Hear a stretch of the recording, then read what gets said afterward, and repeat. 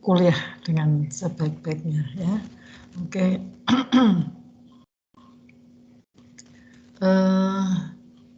Ke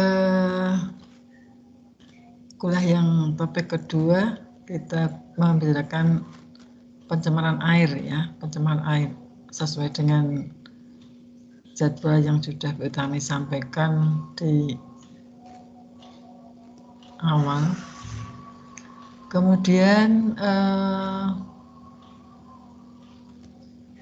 materinya sudah Bu Utami upload di Kulon, jadi silahkan kalau mau dibuka boleh. Kemarin sudah disiapkan minggu yang lalu ya, sudah siap di situ. Kalian boleh ataupun bisa membuka dan mengikuti kuliah ini.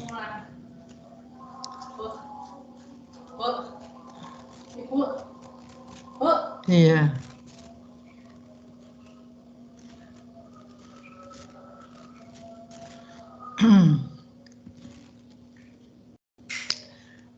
Nah, pencemaran air seperti halnya yang kemarin tentang apa konsep pencemaran secara umum itu hampir sama di sini, hanya kemudian apa namanya, lingkungannya diganti lingkungan air ya. Jadi ini Bu Utami ambil dari PP nomor 82 tahun 2001.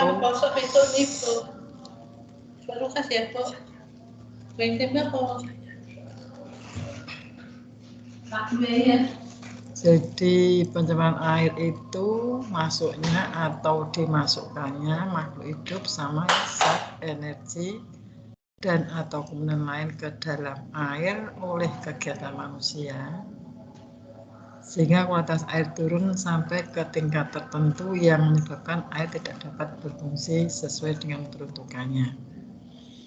Jadi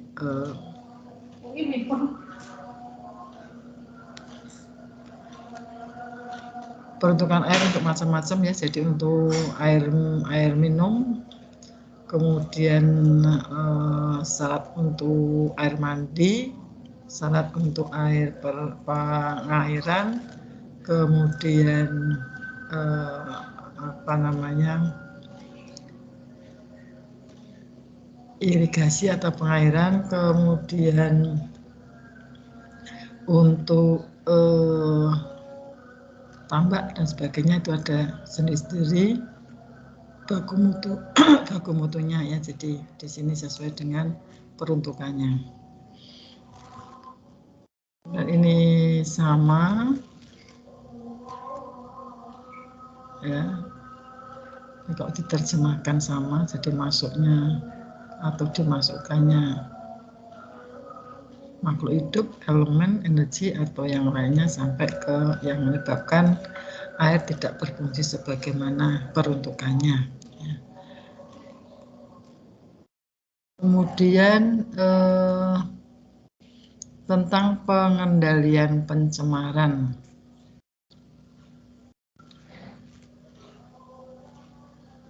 Bagaimana pengendaliannya? Di sini adalah upaya pencegahan dan penanggulangan pencemaran agar sesuai dengan baku mutu lingkungan. Kemudian di air juga tentunya sesuai dengan lingkungan air. Ya, jadi upaya pencegahan, penanggulangan dalam air serta pemulihan kualitas air untuk menjamin kualitas air agar sesuai dengan baku mutu air. Jadi untuk supaya air itu sesuai dengan yang diperuntukkan, sesuai dengan baku mutunya, maka perlu dilakukan pengendalian pencemaran. Kemudian kalau kita lihat di sini ada beberapa klasifikasi sumber pencemar. Yang pertama, kalau berdasarkan pergerakannya itu sumber pencemar bisa bedakan menjadi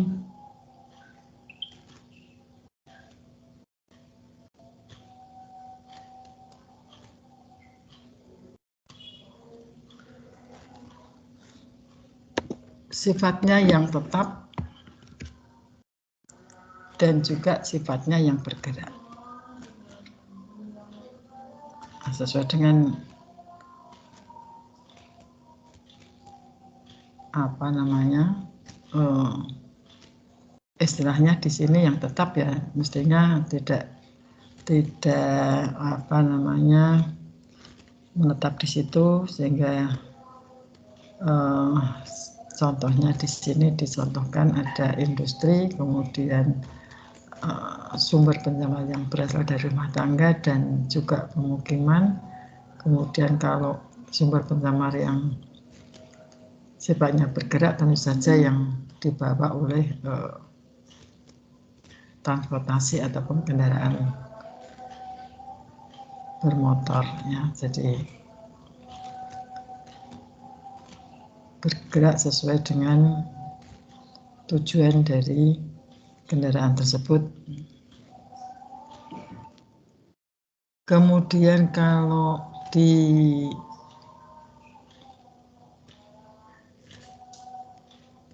lihat dari sumber pencemarannya itu bisa alami, bisa juga sumber antropogenik. Ini saya rasa kemarin juga sudah disampaikan. Sumber alami berasal dari utamanya dari gunung berapi. Kemudian yang paling besar ini adalah sumber pencemaran yang dihasilkan oleh kegiatan manusia ataupun antropogenik. Ini sungguh luar biasa, sumber pencemarannya begitu tinggi.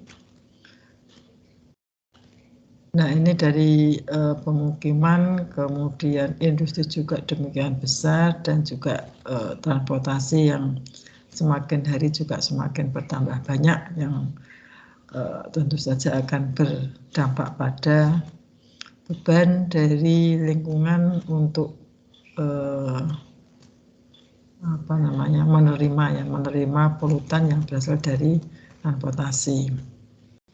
Jadi mestinya juga dengan bertambahnya kendaraan di Indonesia yang jumlahnya semakin meningkat ya. Ini tentunya juga harus ada diimbangi dengan upaya untuk pengelolaannya ataupun pengendaliannya.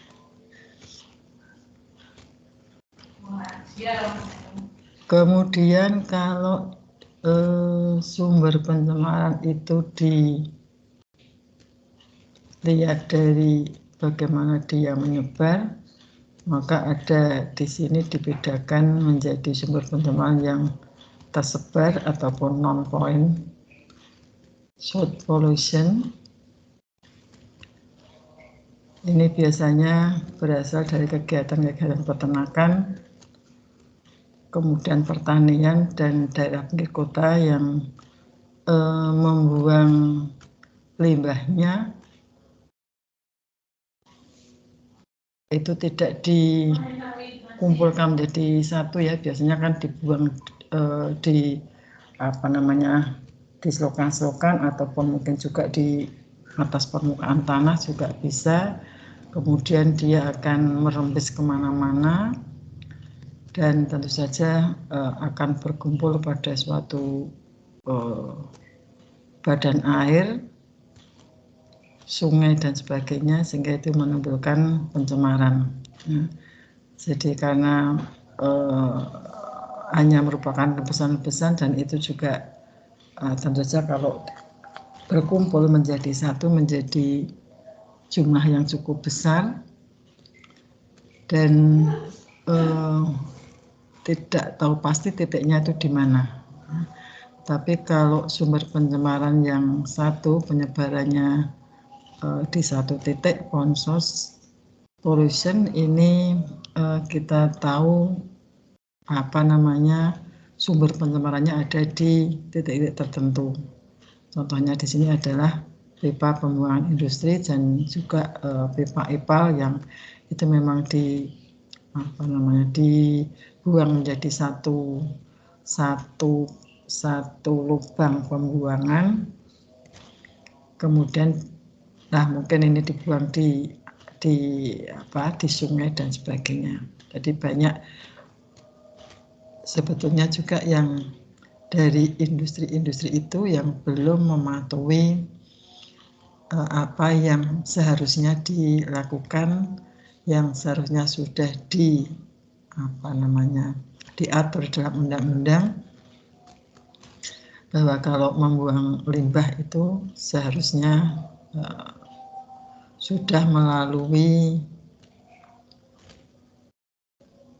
treatment terlebih dahulu ya, seperti IPAL ini. Jadi harus mempunyai IPAL setiap industri. Nah, ini yang disebut sebagai sumber pencemaran titik atau point source. Ini kalau dilihat dari gambar di sini, contohnya adalah terlihat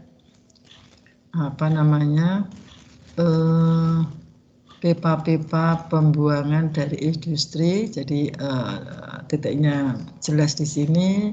Sementara itu kalau yang menyebar itu bisa saja dari beberapa pembuangan yang merembes mungkin lewat selokan atau lewat permukaan tanah, kemudian terkumpul di badan air ini. Jadi tidak tahu sumbernya itu di mana. Dan tentu saja untuk mengetahui ataupun meneliti juga agak sulit. Untuk mentreatment juga agak sulit. Kalau di satu titik di sini bisa kita lihat sumbernya dari mana, itu bisa kita lihat. Tapi kalau yang di sini yang on point itu agak susah sumbernya dari mana saja. Kemudian juga di atas juga ada non point source, ya, tidak terpusat, ada mulai dari persawahan, pemupukan, kemudian pestisida, kemudian ada selokan-selokan yang membawa nitrogen dan fosfor yang berlebihan dan masuk di badan perairan. Nah, ini beberapa contoh ataupun bagaimana limbah-limbah itu mengalir yang kemudian menyebabkan pencemaran sungai.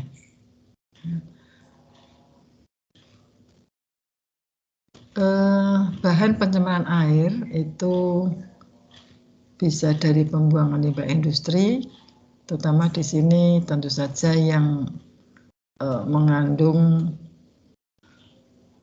logam-logam berat yang memang sangat berdampak pada kehidupan biota air ataupun juga pada kualitas air secara umum. Kemudian dari pestisida, kegiatan di persawahan, kemudian juga tidak kalah banyaknya juga pembuangan dari limbah domestik, dan juga yang terjadi di laut itu adalah banyak juga yang tumpahan minyak bumi di laut dari kapal-kapal, dari kegiatan-kegiatan yang ada di sekitar laut, ya, itu kemudian bisa meresap ke dalam tanah dan bisa merembes sampai ke laut. Jadi kegiatan-kegiatan yang di pinggir laut itu juga ternyata banyak juga yang menghasilkan limbah. Kemudian kalau dilihat dari jenis bahan penyemar di air itu ada jenis kimia, ada ya radioaktif, jadi jenis limbah yang mengandung radioaktif, kemudian logam tadi sudah, kemudian pupuk anorganik, pestisida, dan minyak deterjen. Kalau dilihat dari jenis bahan pencemarannya. Kemudian dari jenis biologi tentu saja banyak mikroorganisme yang itu menjadikan kualitas air menjadi tidak bisa digunakan sesuai dengan peruntukannya. Contohnya di sini adalah bakteri E. coli yang menyebabkan sakit perut, kemudian juga salmonella typhosa dan lain-lain. Kemudian kalau jenis fisik itu ada beberapa limbah yang dibuang ke perairan yang bentuknya tentu saja seperti kaleng, botol, dan karet ya. Kemudian kalau kita lihat apa namanya tadi salah satu yang menyebabkan pencemaran air itu adalah E. coli. Mana, Bu?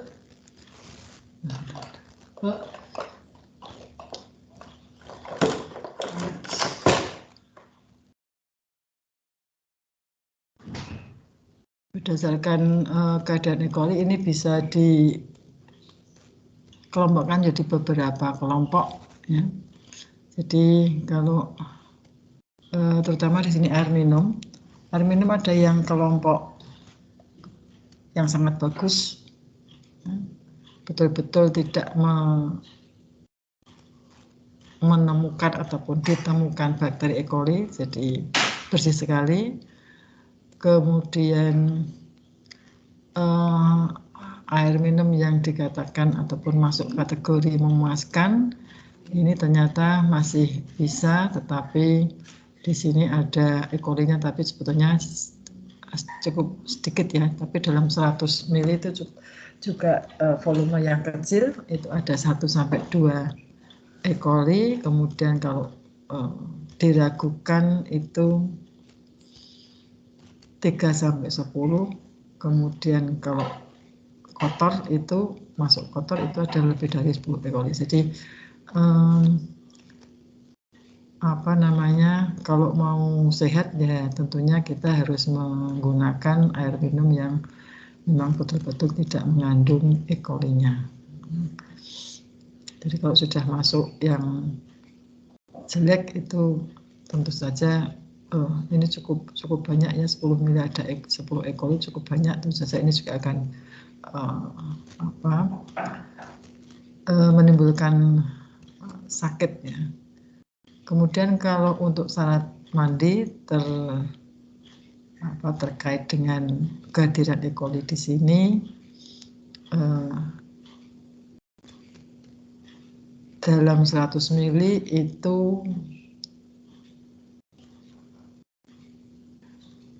yang baik itu kurang dari 200 E. coli.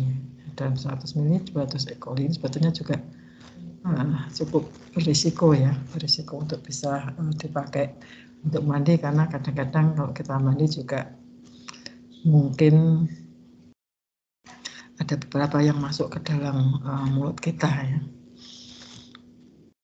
Kemudian untuk keperluan rumah tangga. Keperluan rumah tangga ini harus memenuhi persyaratan ya. Fisik, kimia, dan biologis. Fisik tentu saja ya harus bersih, kemudian jernih, tidak berwarna, tidak berbau, tidak berasa dan sejuk. Ini kalau sudah berwarna dan berbau, ini tentu saja juga ada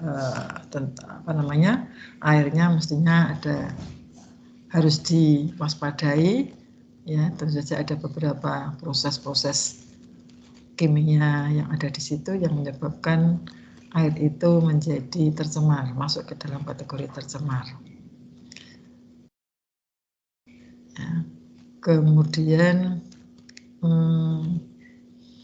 kimia tidak mengandung zat kimia, tentu saja yang zat-zat yang bersifat racun yang berbahaya bagi kesehatan.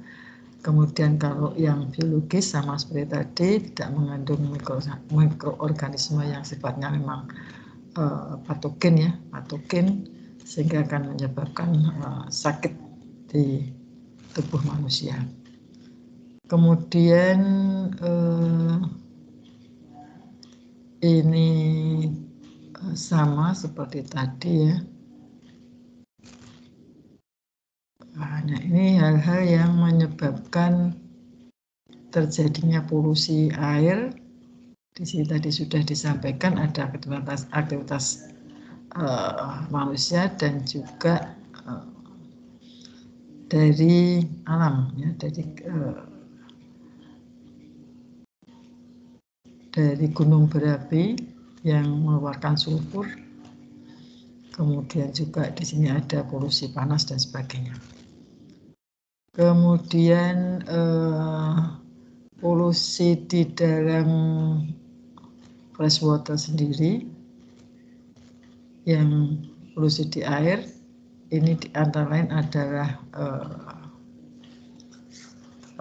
endapan ya, endapan, kemudian adanya eutrofikasi,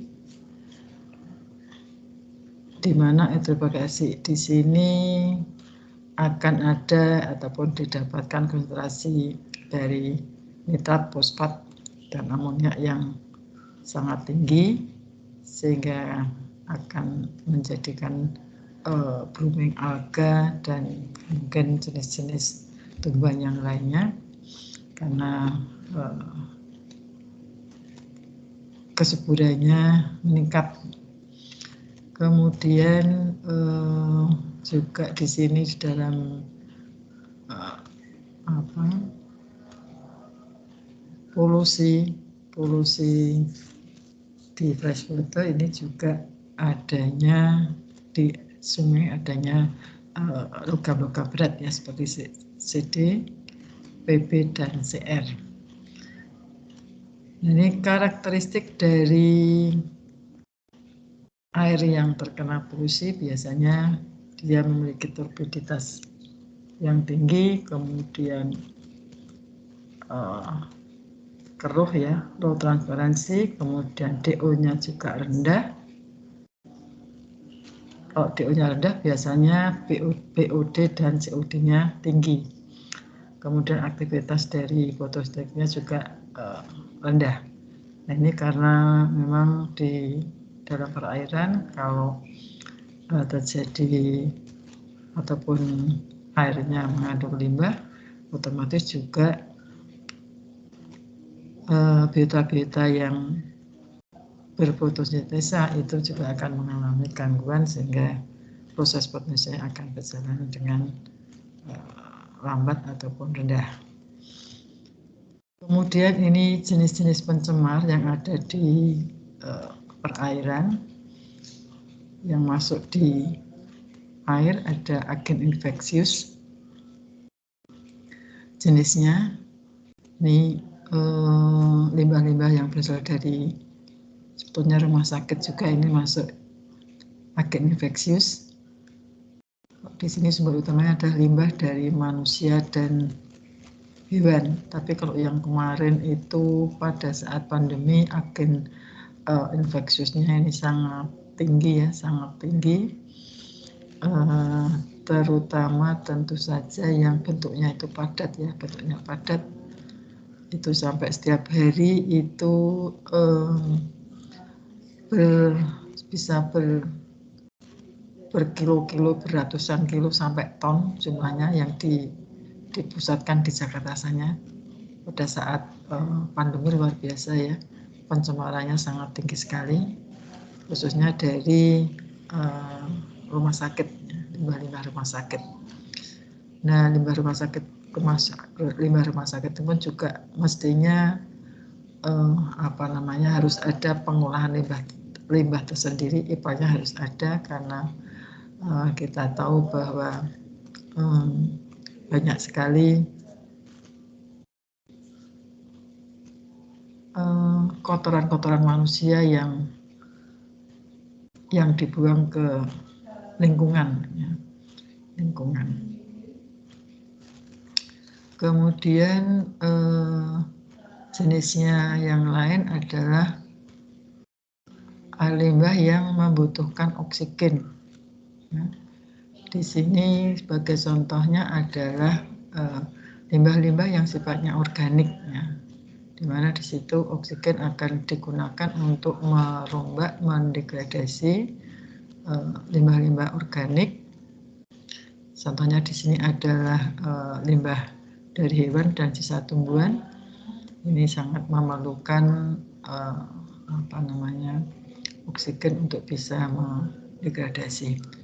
Kemudian sumber utamanya biasanya saluran pembuangan air, pengolahan makanan, dan industri kertas. Nah, ini sifatnya adalah semua organik, sifatnya organik. Kemudian jenis yang lain adalah nutrien. Ada nitrat, ada fosfat. Biasanya juga dari sawah-sawah ini ya, sawah-sawah. Dari pupuk-pupuk yang dibuang ke yang terikut aliran saluran irigasi yang masuk ke dalam badan air. Kemudian bahan kimia macam-macam ini sampai ke bahan kimia organik, sedimen, logam berat, dan juga jenis limbah yang termasuk termal. Biasanya sumber utamanya adalah pembangkit listrik dan juga industri. Ini juga industri kalau mengeluarkan limbah termal juga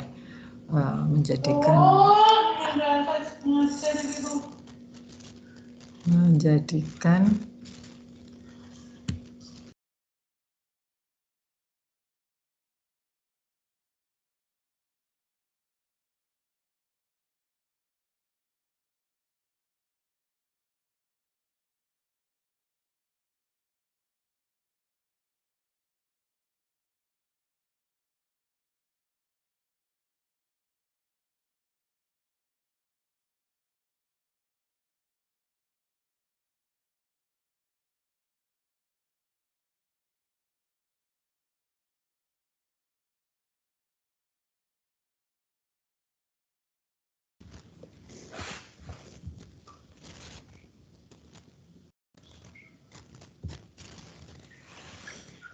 kemudian akibat pertumpahan air nih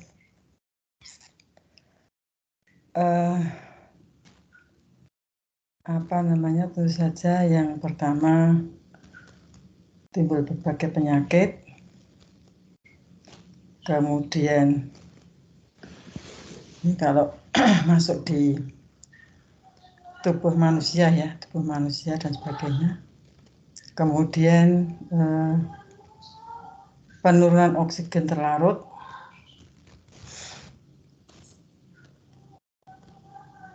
kemudian terjadinya pertumbuhan berlebih alga, ini terkait dengan eutrofikasi, dan masuknya racun ke dalam sistem perairan.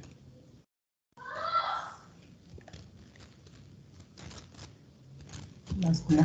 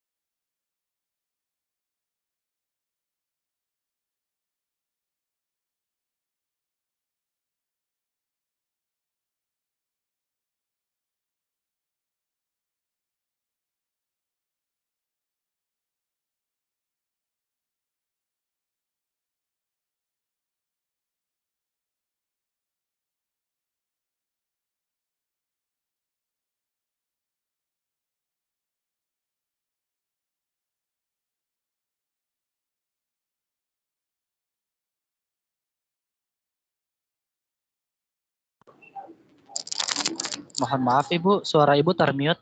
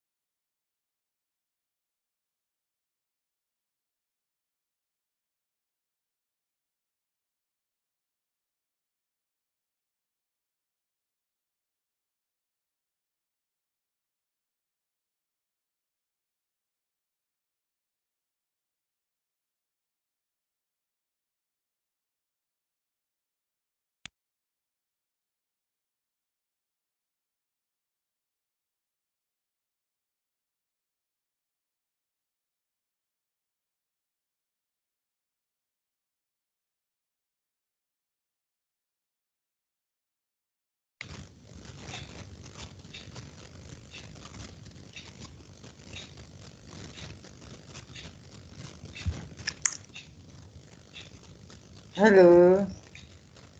Masih di situ. Halo Ibu. Masih, Bu. Maaf ya, ada gangguan sedikit ya. Ibu mohon maaf di Ya. di chat meeting saya sudah menuliskan nama-nama Oh, ya. mahasiswa yang kesulitan absen Ibu. Bentar saya lihat dulu. Oke, Ibu. Saya lihat dulu sebentar. Masih ada 10. Indah ada? Hadir, Bu. Adelia? Adelia, halo?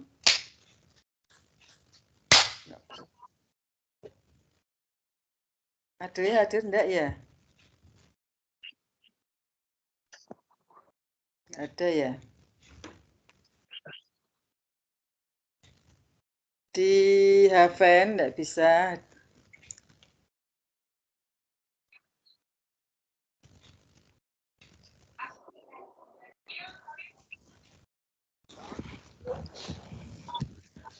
Di Haven ada.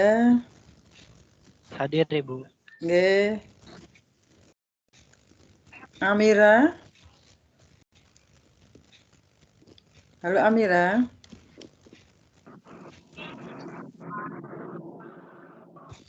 Amira ada enggak? Eni? Hadir, Ibu. Nggih.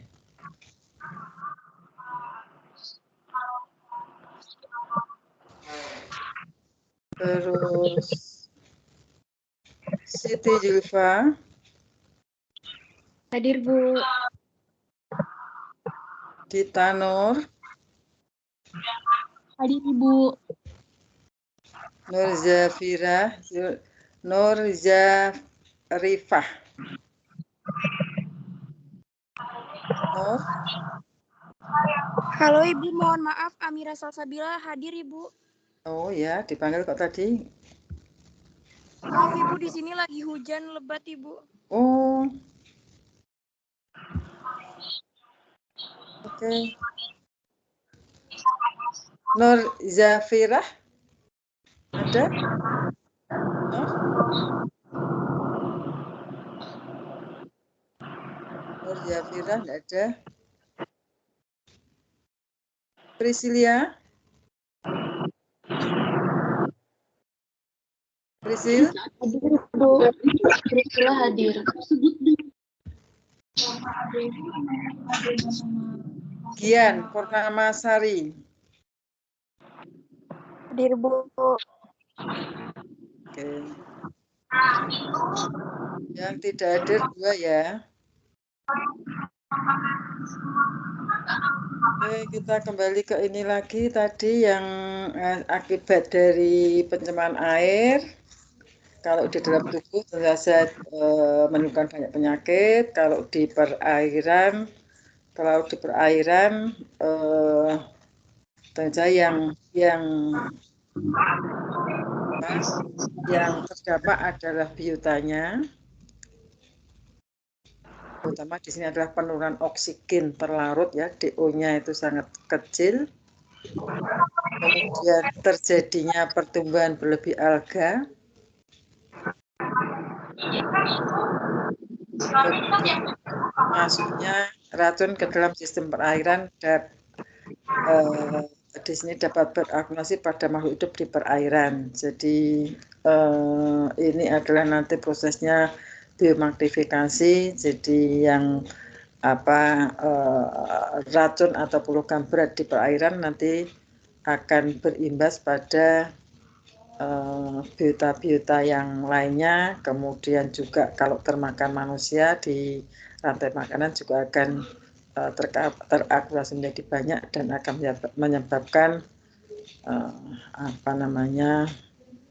bisa sakit, bahkan juga bisa kalau terlalu tinggi konsentrasinya juga akan menyebabkan kematian juga. Kemudian yang terkena langsung adalah kematian makhluk hidup di perairan. beberapa parameter pencemaran air di sini ada parameter kimia, parameter fisika, parameter biokimia, parameter biologi. Ya.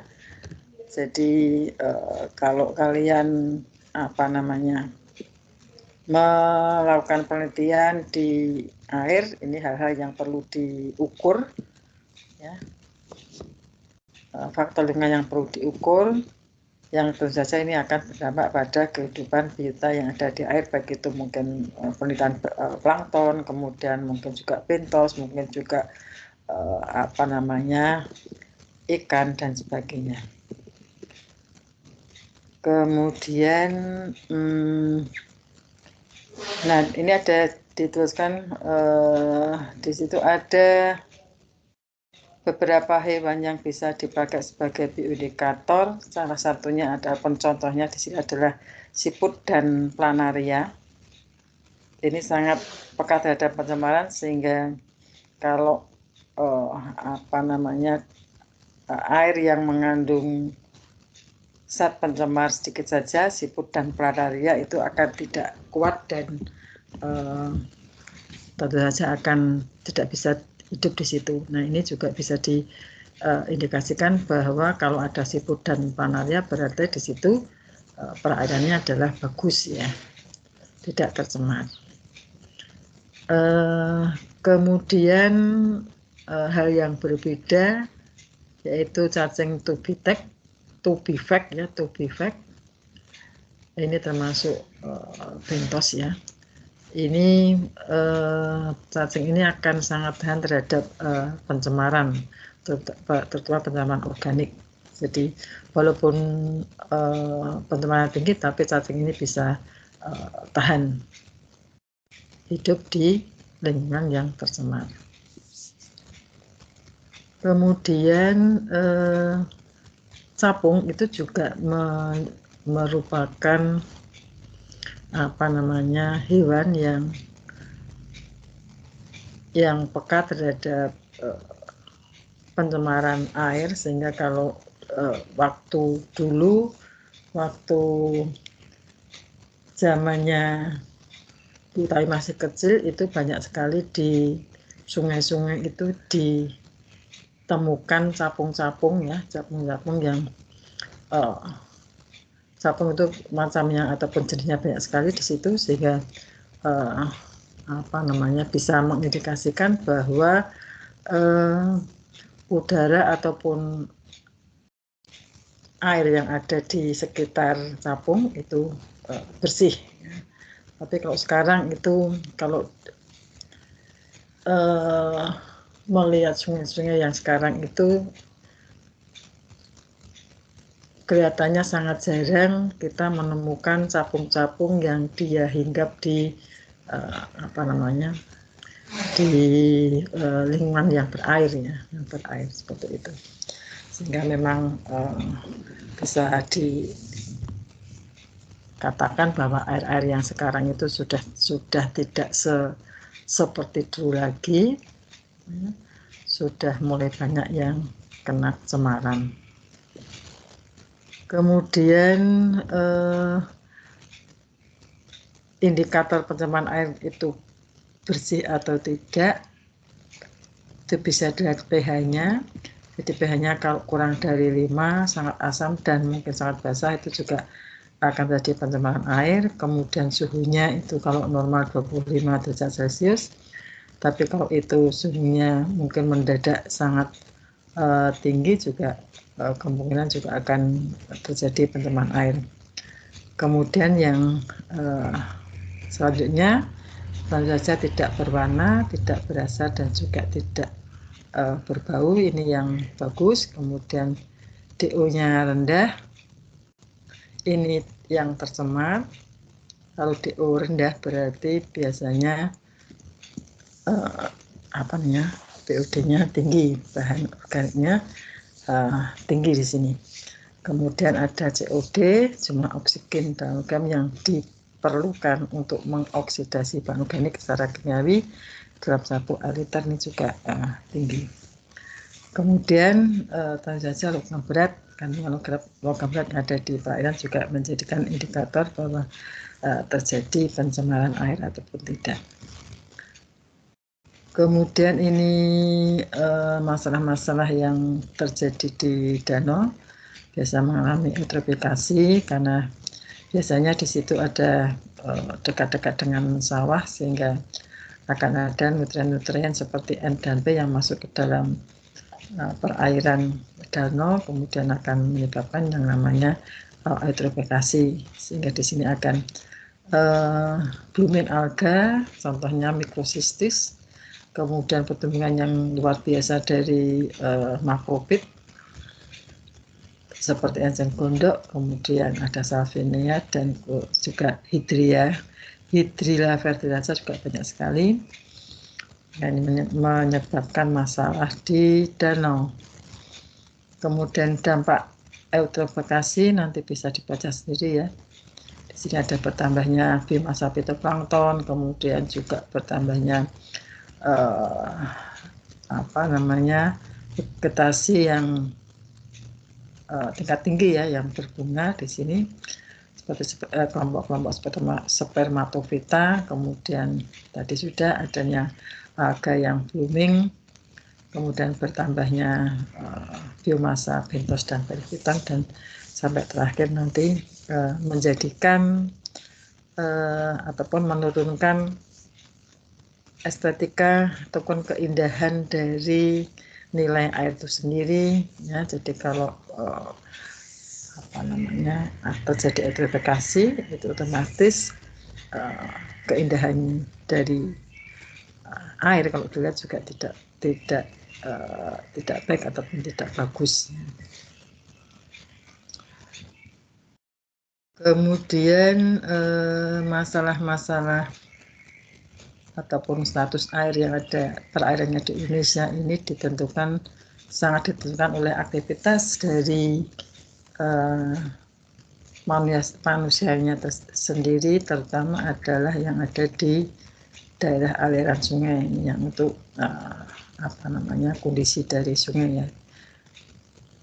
Jadi aktivitas manusia yang ada di hulu yang di daerah aliran sungai itu akan menyebabkan beberapa masalah yang ada di aliran sungai.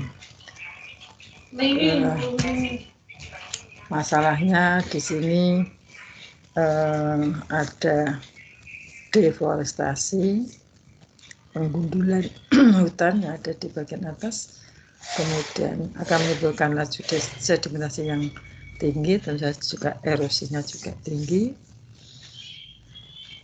Yang terjadi ini di sungai-sungai di Citarum, di daerah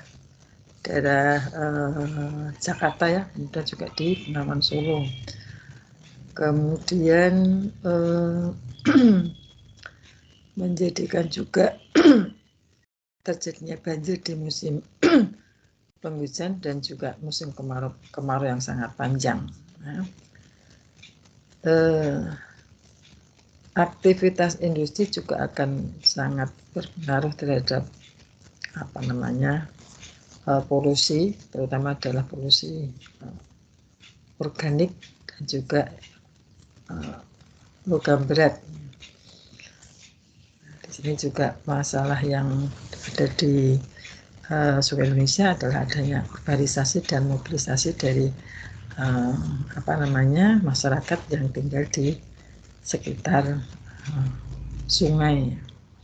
Itu yang menjadikan beberapa hal yang menjadikan status sungai di Indonesia itu kurang bagus.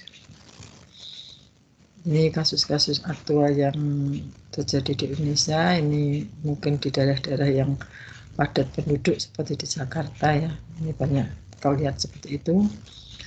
Kemudian contohnya adalah kasus di Sungai Citarum ya, Citarum. Jadi ada limbah dari domestik dan juga industri, karena padat penduduk limbah domestiknya juga sangat tinggi, industrinya pun juga sangat tinggi, sehingga semua akan dibuang ke Sungai Citarum, menjadikan Sungai Citarum menjadi sungai yang sangat tercemar. Kode dari industrinya 80% limbah itu berasal dari industri tekstil. Kemudian di sini ada beberapa parameter kimia yang melebihi batas kualitas air ya, seperti Zn, seng, besi, mangan, nitrat, nitrit dan sebagainya. Kemudian penurunan keanekaragaman ikan itu saya juga sangat rendah, sangat turun sekali. Kemudian sedimentasi yang sangat luar biasa, yang sangat banyak di situ, yang tentu saja akan mengancam terjadinya banjir. Jadi mau tidak mau ya, kalau semuanya dibuang ke sungai, ya akhirnya menjadikan banjir. Nah, ini disebutkan juga bahwa Citarum itu menjadi tempat bertemunya beberapa sungai yang berasal dari Bandung ya. Beberapa sungai yang disebutkan di sini, ada Cikijing, ada Citarik dan sebagainya, yang menjadi satu berkumpul di Sungai Citarum, sehingga sangat luar biasa polutan yang ada di Sungai Citarum. Kemudian beberapa program yang sebetulnya diupayakan untuk bisa mengelola ataupun membersihkan polusi yang ada di perairan, salah satunya adalah program Prokasih ya, program Kali Bersih, yang sebetulnya sekarang juga sudah banyak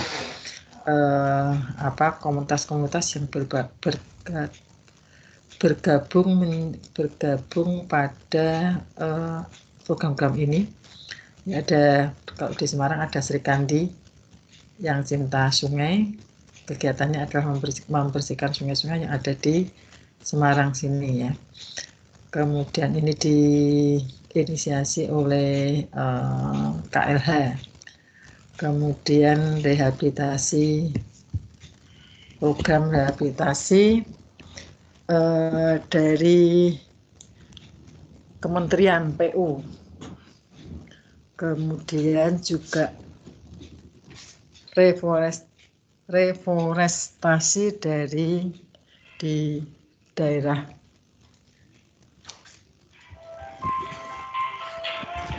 Sudah harus habis baterainya sebentar.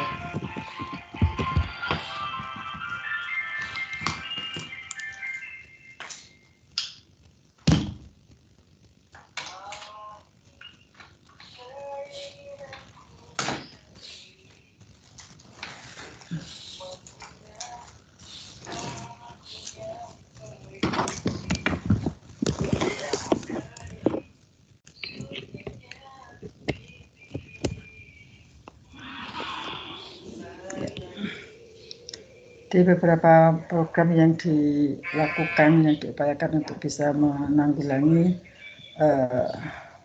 pencemaran air ya.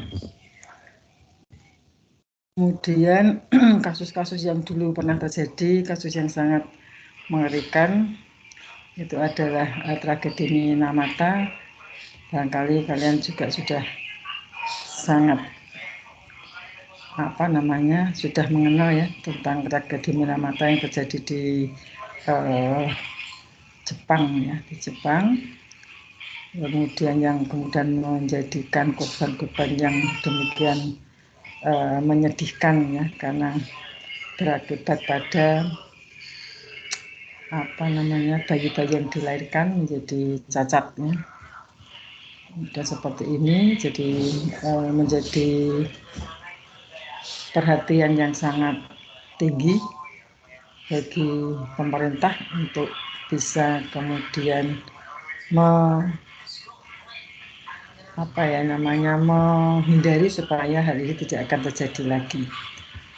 Kemudian kasus juga pencemaran air tanah yang ini dibuang ke tanah kemudian bisa meresap melalui pori-pori tanah dan masuk ke dalam badan air juga.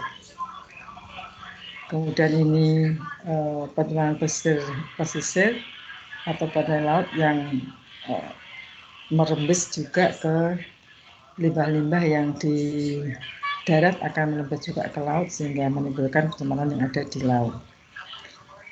Terus kemudian ada upaya untuk bisa mengelola ini, salah satunya ada beberapa hal yang diupayakan oleh pemerintah, yaitu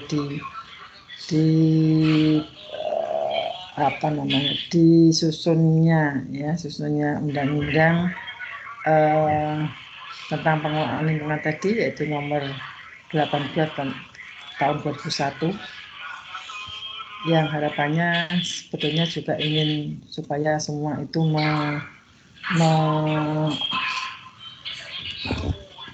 membaca dan juga tentu saja menjalankan apa yang sudah ada di undang-undang tersebut, sehingga kualitas air menjadi, harapannya kualitas air di semua tempat itu menjadi baik. Kemudian di sini ada beberapa asesmen yang bisa dicontohkan, yaitu dengan melakukan treatment terlebih dahulu, jadi semua memilih IPAL yang di industri. Kemudian juga harapannya juga di sini ada pendekatan yang tentu saja diharapkan juga tidak ada sampah ataupun tidak ada limbah yang dihasilkan dengan cara 3R ya, ada mengurangi, kemudian recycle, dan juga menggunakan kembali limbah-limbah yang kita gunakan, seperti itu. Jadi agar supaya memang betul-betul walaupun kita melakukan kegiatan, tetapi limbah yang dihasilkan seminimal mungkin bisa dibuang ke lingkungan ataupun ditekan agar supaya tidak menghasilkan limbah yang banyak. Ini nanti bisa dibaca sendiri peraturan pemerintah yang terkait dengan pengelolaan ataupun pengolahan kualitas air dan pengendalian pencemaran air. Di situ ada baku mutunya, nanti bisa dibaca sendiri. Kemudian ini adalah kesimpulan dari Ibu, mohon maaf Ibu. Ya. Mohon maaf memotong Ibu. Ya. Ini tadi Priscilla Cita tadi kan tidak sempat merespon Ibu. Ini udah menuliskan di chat, katanya Cita mic-nya lagi bermasalah karena jaringannya. Jadi minta tolong untuk diabsenkan Ibu. Mohon maaf. Ya.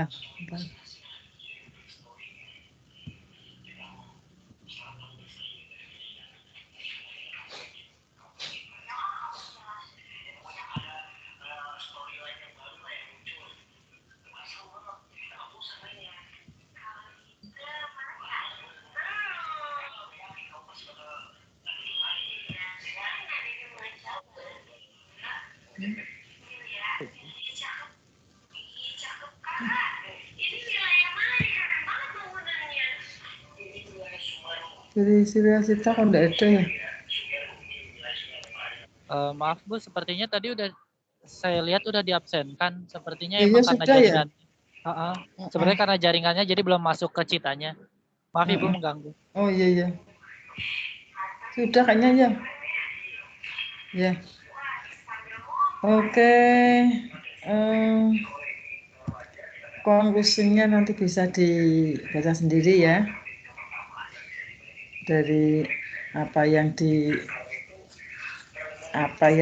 ada di permasalahan pencemaran lingkungan, terutama di air. Kemudian ada isu-isu pencemaran air terkini, ini yang sekarang baru baru banyak diteliti adalah pencemaran mikroplastik ya yang ada di terutama di laut ya. Di laut, jadi plastik-plastik yang dibuang ke laut macam-macam sumbernya ataupun macam-macam bentuknya. Ada botol plastik, ada kantong-kantong plastik. Kemudian lama-kelamaan dia akan mengalami sobek-sobek, kemudian tentu saja akan menjadi bagian-bagian yang kecil yang menjadi disebut sebagai mikroplastik yang tidak kelihatan, tapi ternyata itu menjadikan polutan yang membahayakan kehidupan biota yang ada di laut. Jadi sudah banyak yang melakukan penelitian tentang adanya pencemaran mikroplastik ini. Silahkan nanti kalau ada yang tertarik juga boleh melakukan penelitian ini. Kemudian pencemaran tadi di perairan Indonesia ini ada dari jurnal ya,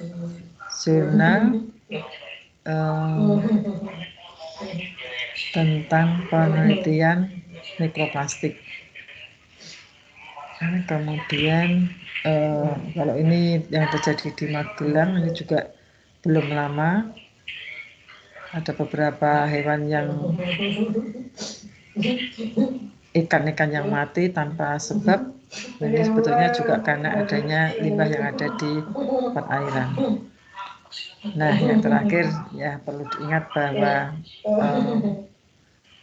sungai bukan tempat membuang sampah. Ya, jadi biasanya kalau sungai itu orang-orang yang mohon maaf yang mungkin tidak belajar bagaimana dampaknya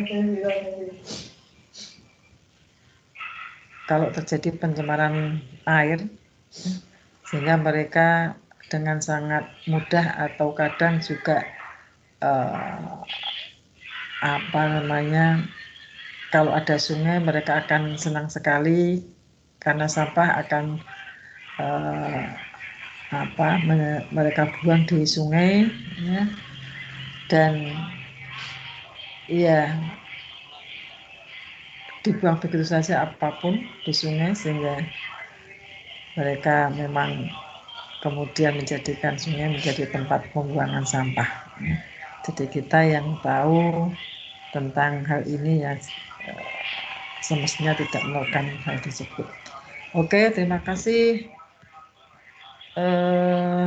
perhatiannya sudah mengikuti mendengarkan kuliah Bu Utami yang sempat tersendat beberapa menit, beberapa saat ya. Mohon maaf. Itu saja, mungkin ada yang perlu ditanyakan atau didiskusikan.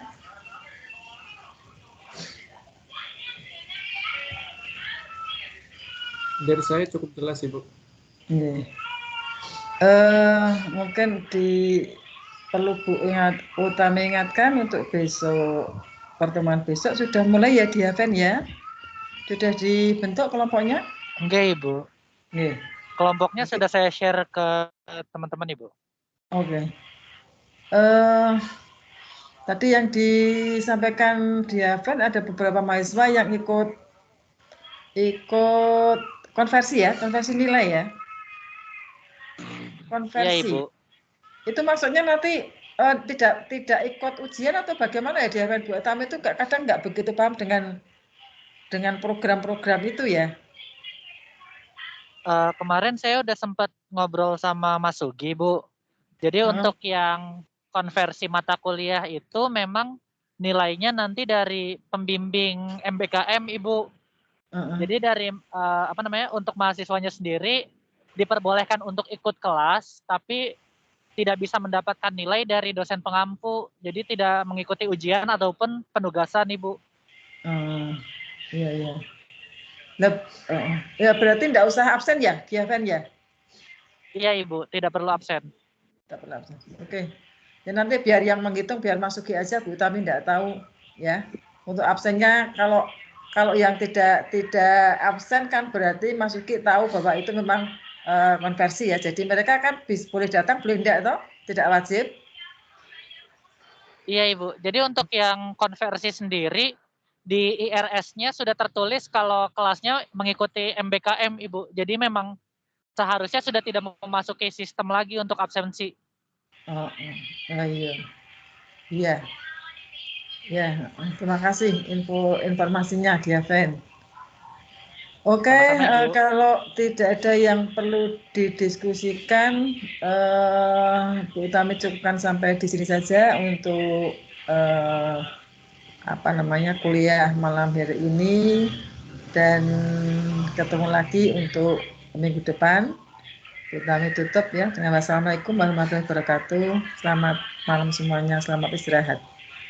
Waalaikumsalam warahmatullahi wabarakatuh. Terima kasih Ibu. Waalaikumsalam warahmatullahi wabarakatuh. Terima kasih banyak Ibu. Semoga cepat sembuh, Ibu. Utami pamit ya.